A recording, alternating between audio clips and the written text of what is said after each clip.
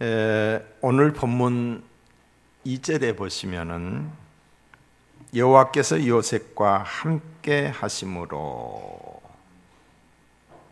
그가 형통한 자가 되었다 그랬어요. 또 3절에도 보시면은 그의 주인이 여호와께서 그와 함께 하심을 보며 그랬어요.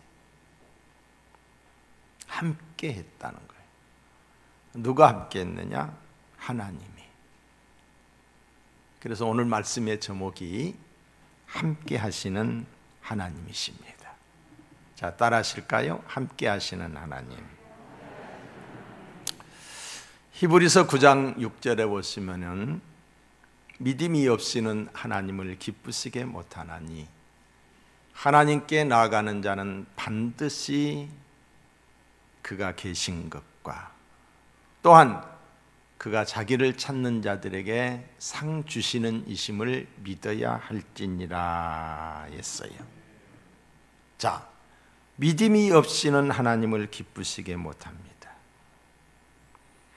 하나님을 기쁘시게 하는 믿음은,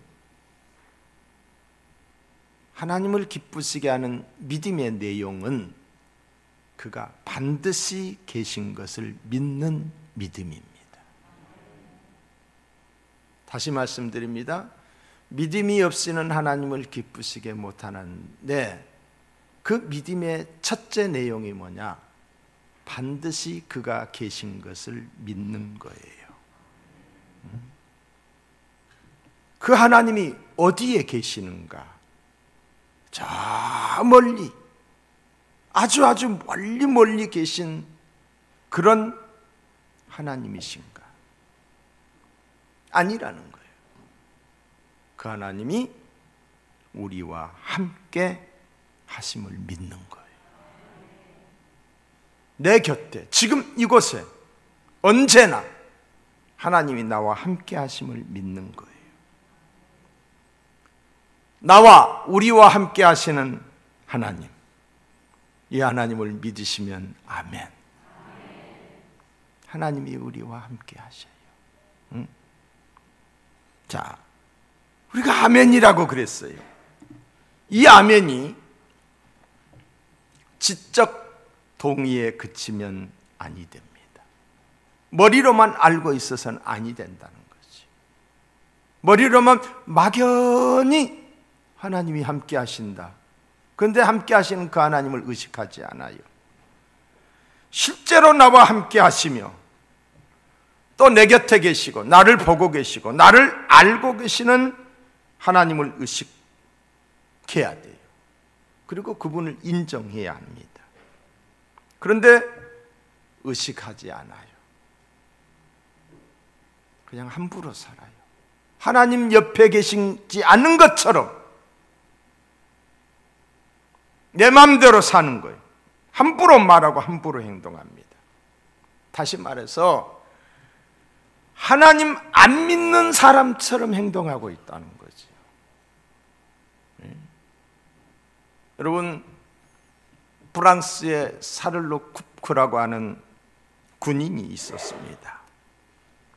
그는 예수 그리스도를 인격적으로 만난 후에 그의 생을 들여서 복음을 증거하기 위하여 그가 수도사가 되고 선교사가 됩니다. 사막에 들어가서 사막의 원주민들에게 복음을 전하다가 원주민들이 싼 화살에 맞아서 그가 순교를 당합니다. 그런데 그가 쓴 사하라의 불꽃이라고 하는 책에서 그는 이렇게 반문을 하고 있습니다. 하나님을 믿는 그리스도인들에게 있어서 가장 어려운 것이 있다면 그것은 무엇일까? 하나님을 믿는 사람들에게 있어서 큰 어려움이 있다면 그것은 무엇일까? 그는 이 질문에 대해서 이렇게 말을 합니다.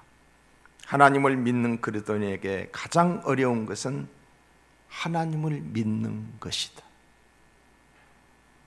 하나님을 믿는 것이다. 믿는다고 하면서도 믿는다고 말은 하지만은 믿지 않는다는 것입니다. 믿지 않는 사람들처럼 산다는 거예요. 가치관이 믿지 않는 사람들과 다를 바가 없어요. 삶의 목적이 안 믿는 사람들과 전혀 다르지 않습니다. 삶의 내용 역시 뿐만 아니라 하나님의 말씀인 절대가치 앞에 이리저리 치우치고 흔들린 거예요. 자기 마음대로 사는 거예요. 여러분, 우리나라에는 어른이 없는 것 같아. 어른이. 여러 가지 서로 다른 의견들이 있다가도 어른이 나타나서 조용히들 해라 하고 한마디 하면 잠잠해지는, 우리 한국교회도 마찬가지. 지금 어른이 없어요. 그런데 우리 한국교회에 어른이 있었어요. 그분이 바로 고 한경직 목사님이십니다. 1992년 종교계의 노벨상이라고 하는 템플턴 상을 목사님이 받게 됐지요.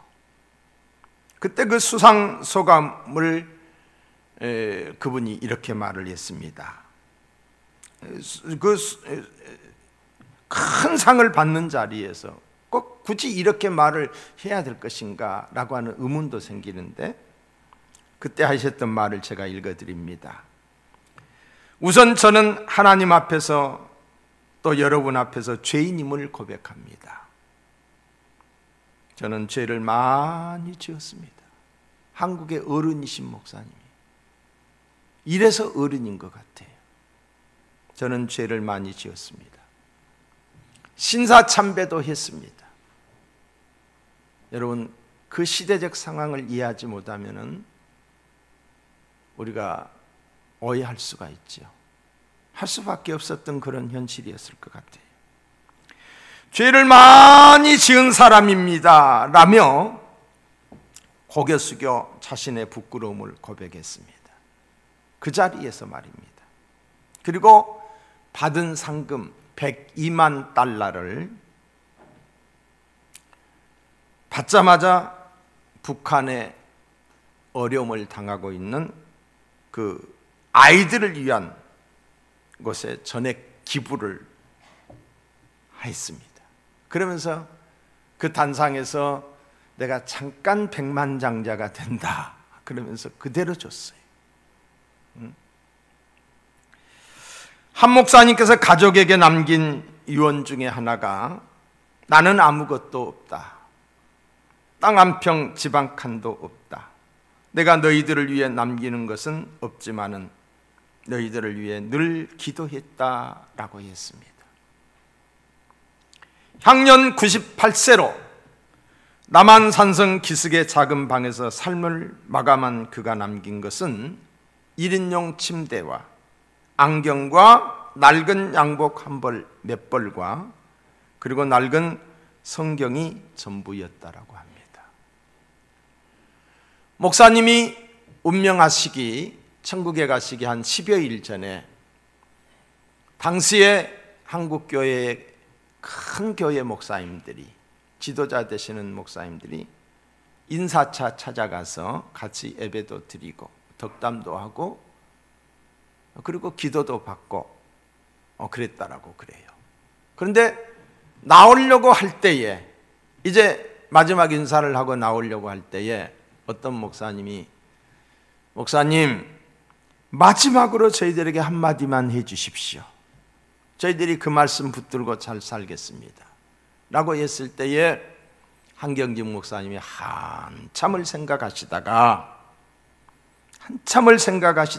하시는 말씀이 예수 잘 믿으시오.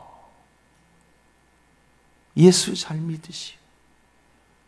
누구에게? 목사들에게, 한국교회의 대표성을 가진 목사님들에게 예수 잘 믿으시오.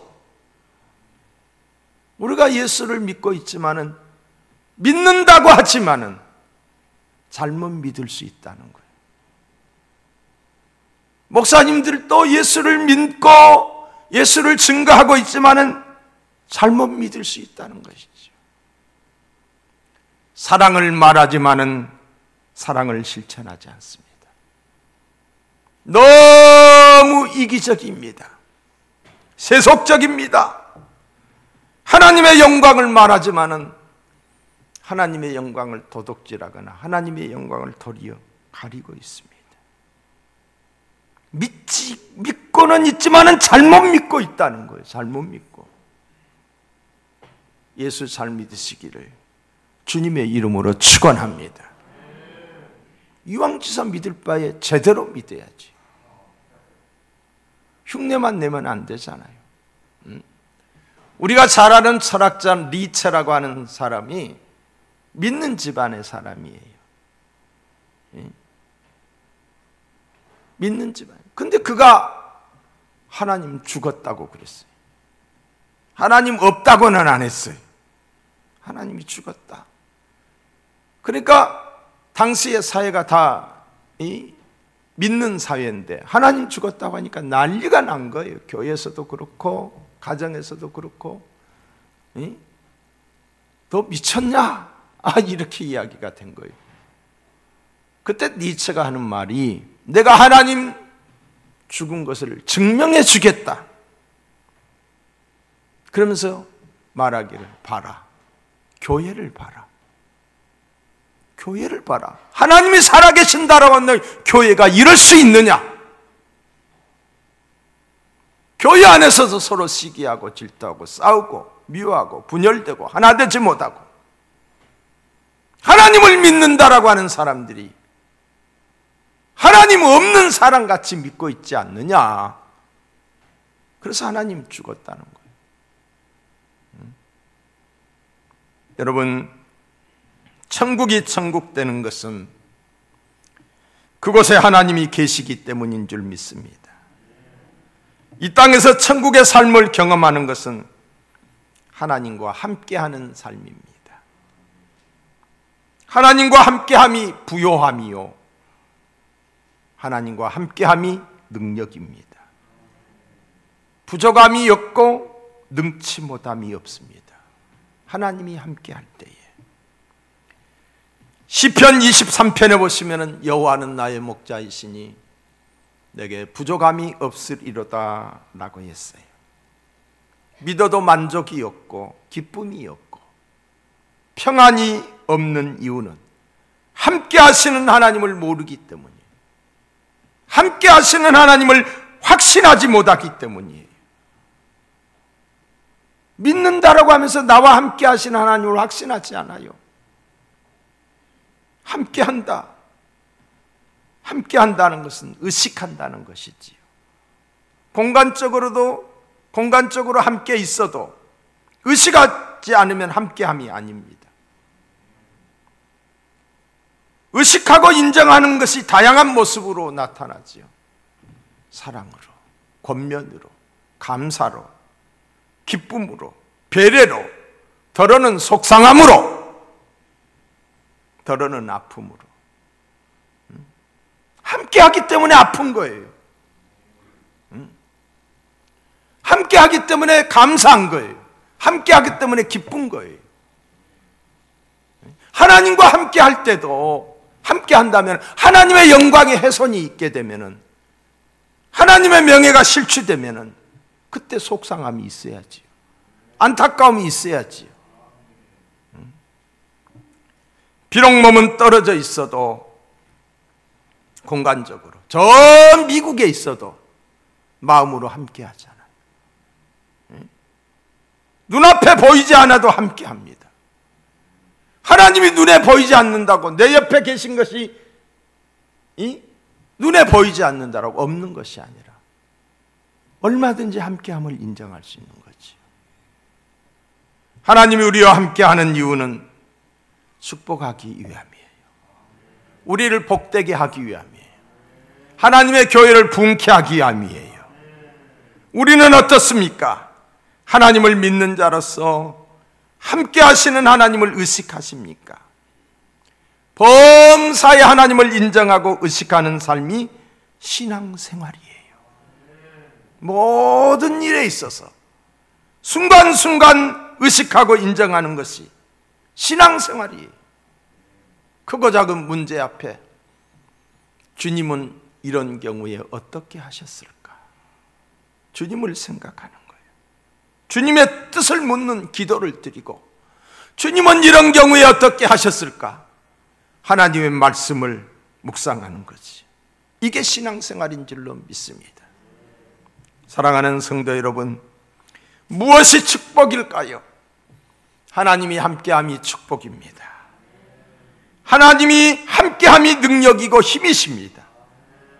하나님 안에 모든 것이 있습니다. 하나님이 없으면 있어도 없는 것이요, 하나님 안에 만족이 있고 감사가 있기 때문입니다. 하나님의 축복은 함께 하겠다는 것이었어요. 하나님이 사람을 향하여 축복할 때 내가 너와 함께 하겠다는 것이었어요.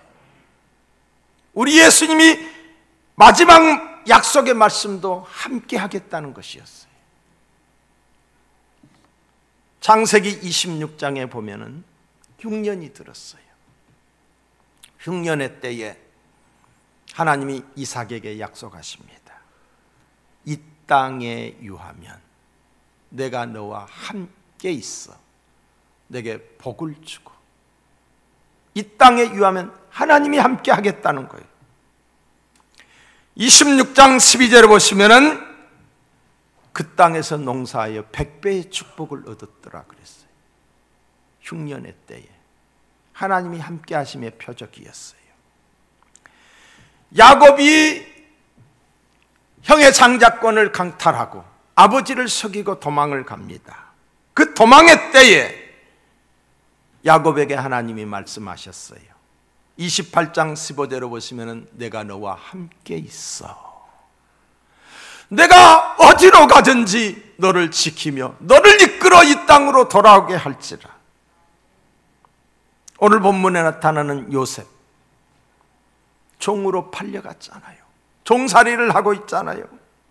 그에게 말씀합니다. 여호와께서 요셉과 함께 계심으로 그가 형통한 자가 되었다. 그 주인이 여호와께서 그와 함께 하심을 보며, 안 믿는 사람이었지만은 하나님이 함께하는 범상치 않은 모습을 보게 되었던 것이지. 나는 안 됩니다. 나는 못합니다. 입술이 둔합니다. 80이 넘었습니다. 하나님의 부르심 앞에 안 된다라고 말을 했을 때에 하나님이 모세에게 말합니다. 출애굽기 3장에 보시면은 하나님이 가라사대 내가 정녕 너와 함께 있으리라. 하나님이 함께 하겠다는 거예요. 모세와 하나님이 함께 했어요. 그 하나님의 표적이, 함께함의 표적이 10가지 재앙으로 일어났던 거예요. 온 땅의 물이 피가 되었어요. 개구리 천지가 되었어요. 이천지가 되었어요. 바리가 천지가 되었어요. 우박이 떨어졌어요. 흑암이 깊어졌어요. 장자가 죽었어요. 홍해가 갈라졌어요. 하늘에서 만나가 내렸어요. 하나님이 함께함의 표시였던 거예요. 함께 하시는 하나님이 모세를 통해서 역사를 나타냈던 거예요. 모세가 죽고 난 다음에 지도자가 없어졌어요. 백성을 인도해서 이제 가나안을 목전에 두고서 모세가 죽었어요. 여호수아가 지도자가 되는데 여호수아가 벌벌 떨고 있는 거예요. 그때 하나님이 여호수아에게 말씀합니다. 너의 평생에 너를 능히 당할 자가 없으리니 내가 모세와 함께 있던 것 같이 너와 함께 있을 것이라. 내가 너를 떠나지 아니하며 버리지 아니하리라. 또한 하나님의 마음에 합했던 다윗,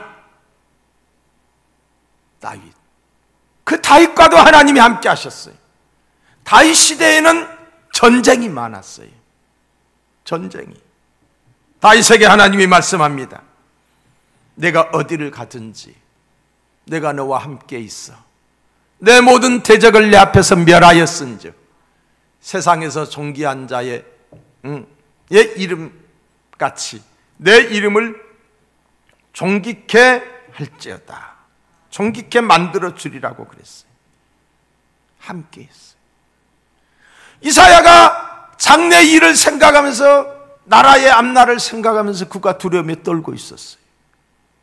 두려움에 떨고 있을 때 하나님이 그에게 나타나셔서 말씀하셨어요. 이사야 41장 10절에 보시면, 두려워하지 말라. 내가 너와 함께 함이니라. 놀라지 말라. 나는 내 하나님이 됨이니라. 내가 너를 굳세게 하리라. 참으로 너를 도와주리라. 참으로 나의 의로운 오른손으로 너를 붙들리라. 함께 했어요. 응? 우리 주님 마지막 이제 승천하시면서 하늘을 바라보는 제자들에게 하신 말씀이, 내가 너희에게 분부한 모든 것을 가르쳐 지키게 하라. 볼지어다 내가 세상 끝날까지 항상 너희와 항상 함께 있으리라 하시니라. 이 말씀은 우리에게 지금도 유효한 말씀입니다. 주님이 우리와 함께 하십니다. 여러분, 검은 대륙 아프리카의 위대한 선교사 데이빗 리빙스톤, 그는 34년 아프리카에 선교 활동을 했어요. 아프리카의 지도를 만든 사람이에요. 그는 탐험가이면서도 선교사였어요. 외로운 선교 활동을 하면서 사자에게 물려서 팔이 잘려질 정도로 고단한 선교의 일정을 감당했던 사람이에요. 그가 말년에 옥스퍼드 대학에서 명예 박사 학위를 받고 여러 학생들 앞에서 간증을 했습니다. 한 학생이 손을 들고 질문을 했어요. 34년 아프리카의 생활을 잘 이겨낼 수 있었던 그 비결이 무엇입니까? 그 동력이 무엇입니까? 라고 물었어요. 리빙스톤은 잠시 생각에 잠기더니 입을 열었습니다. 그 비결은 약속 때문이다. 마태복음 28장에 있는 말씀, 내가 세상 끝날까지 너희와 항상 함께 있으리라고 하신 그 말씀 때문에 내가 승리할 수 있었다. 말씀 붙들고 살았기에.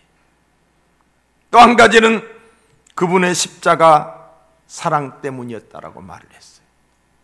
하나님이 함께 하시는 말씀 붙들고 십자가 사랑을 의지하며 살았다는 거예요. 살아계신 하나님, 함께 하시는 하나님을 의식하며 하나님 앞에서 사는 것이 신앙생활입니다. 하나님 앞에서 사는 것이 신앙생활입니다. 이 하나님 앞에서라고 하는 말이 성경에 아주 많이 등장을 하는데, 라틴어로 이 말을 코람데오라고 말을 하지요. 코람데오. 이 코람데오는 장로교 우리 창시자인 존 칼빈의 신앙의 모토이기도 합니다. 신앙의 모토, 하나님 앞에서, 코람데오, 하나님이 지켜보시는 앞에서, 하나님의 임재 앞에서라는 그런 뜻입니다. 당시의 종교개혁자들이 이 코람데오라고 하는 말을 많이 한 이유가 있습니다. 당시의 교회가 너무 부패했어요. 권위주의적인 였어요. 하나님을 의식하지 않고 눈에 보이는 어떤 제도, 의식, 아니면 사람, 교황, 아니면 건물을 막 으리으리하게 지었잖아요. 건물을 신성시 신격화했기 때문입니다. 온갖 부정과 부패를 저지르면서도 하나님을 두려워하지 않았던 것입니다. 왜 그랬을까요? 하나님을 의식하지 않았기 때문입니다. 하나님은 저 멀리, 아주 멀리만 계시는 분으로 생각했기 때문입니다. 그런데 종교개혁자들은 하나님이 멀리 계시지 않는다. 언제나 코람데오, 우리와 함께 우리 앞에 계신다는 거예요. 내가 무엇을 하든지 하나님 앞에서 하는 것이고, 내가 어느 곳에 있든지 하나님이 보고 계신다는 것입니다. 이 하나님의 시선을 인정하면서 살면은 담대한 삶을 살게 돼요. 정직한 삶을 살게 돼요. 충성된 삶을 살게 됩니다. 아무쪼록 저와 여러분도 코람데의 신앙으로 승리하는 삶을 살 수 있기를 주님의 이름으로 축원합니다. 베드로와 요한이 말합니다. 담대하게 말합니다. 왜? 하나님 앞에서 서 있기 때문에. 사도행전 4장에 보시면은 베드로와 요한이 대답하여 이르되 하나님 앞에서 그랬어요. 하나님 앞에서 너희 말을 듣는 것이 하나님의 말씀을 듣는 것보다 옳은가 판단하여 보라. 하라. 우리는 보고 들은 것을 말하지 아니할 수 없다 했어요. 살아있는 권력 앞에, 사슬이 시퍼런 칼날 앞에 어떻게 이렇게 담대하게 말을 할 수 있었는가? 하나님 앞에서 있었기 때문에, 오직 하나님만을 의식했기 때문이에요. 잠언서 29장 25절에 보시면은 사람을 두려워하면 올미에 걸리게 되거니와 여호와를 의지하는 자는 안전하리로다.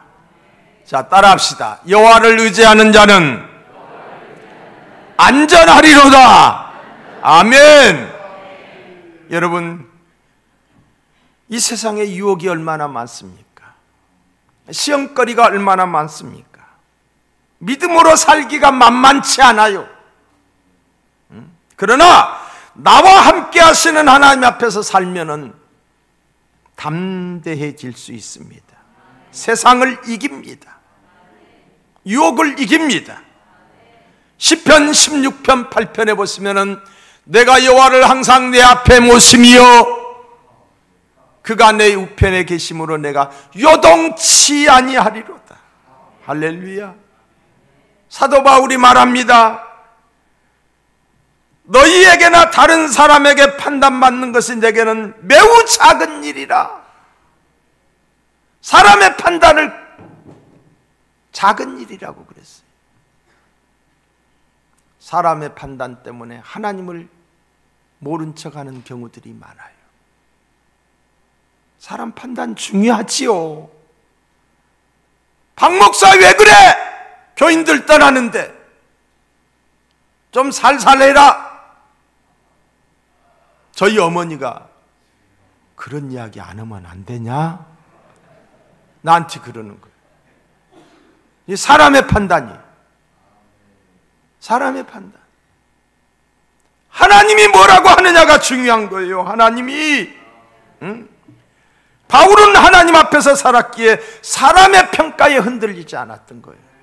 어떤 면은 고지식하게 보내요. 어떻게 보면 꽉 막힌 사람처럼 보여요. 내가 사람을 기쁘게 하랴 하나님을 기쁘게 하랴. 하나님의 종이 사람의 종이 되면 안 되겠지요. 사무엘은 정직한 삶을 살았어요. 왜? 하나님 앞에서 살았기 때문에. 사무엘은 마지막 설교에서 자신의 지난 사역을 돌아보면서 혹시라도 자신이 하나님과 백성 앞에서 부끄럽게 행한 일이 없는지를 묻고 있습니다. 사무엘이 누구예요? 사울을 기름 부어 세웠던 사람이에요. 그 이후에 다윗을 또 기름 부어 세웠던 그런 사람이에요. 권력의 최고의 위치에 있었던 사람이에요. 마지막 설교에서 그가 묻습니다. 사무엘상 12장 3절에 보시면은 내가 여기 있나니 여호와 앞과 그의 기름 부음을 받은 자 앞에서 내게 대하여 증언하라. 하나님 앞에서 너희들 나에 대해서 좀 말을 해봐라 이 말이에요. 내가 누구의 소를 빼앗았느냐? 누구의 나귀를 빼앗았느냐? 누구를 속였느냐? 누구를 압제하였느냐?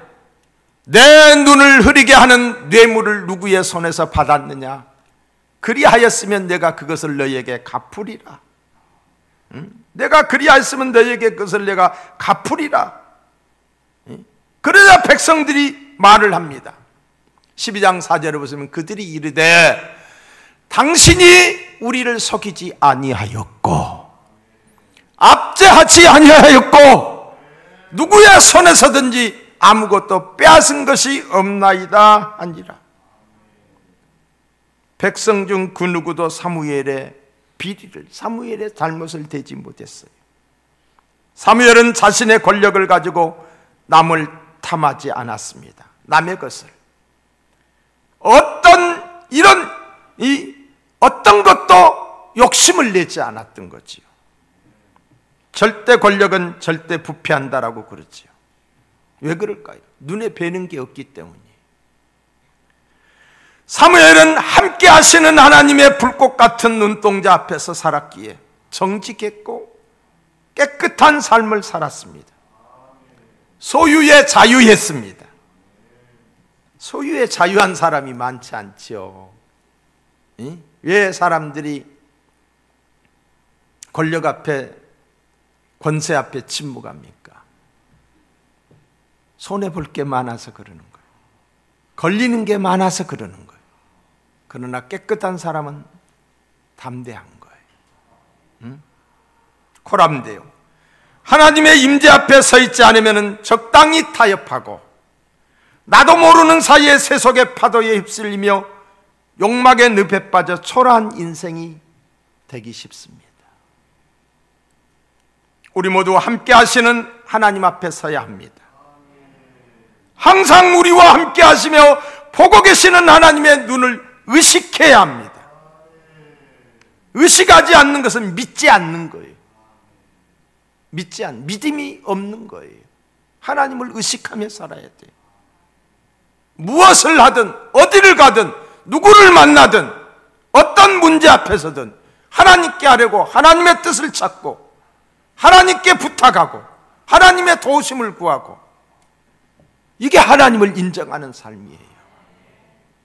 여러분, 우리가 얼마나 쉽게 하나님을 믿는다고 고백합니까? 그런데도 많은 성도들이 믿음의 고백과는 전혀 다른 삶을 삽니다. 왜입니까?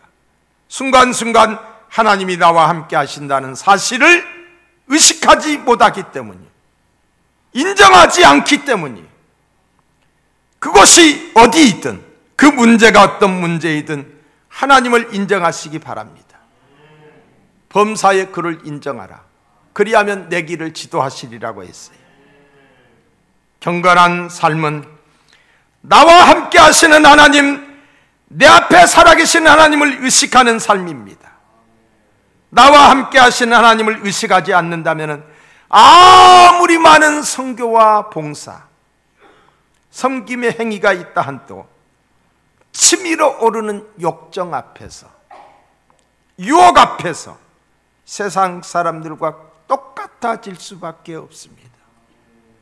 넘어지고 포기하고 타협하기 쉽습니다. 욕심 앞에서, 욕정 앞에서, 유혹 앞에서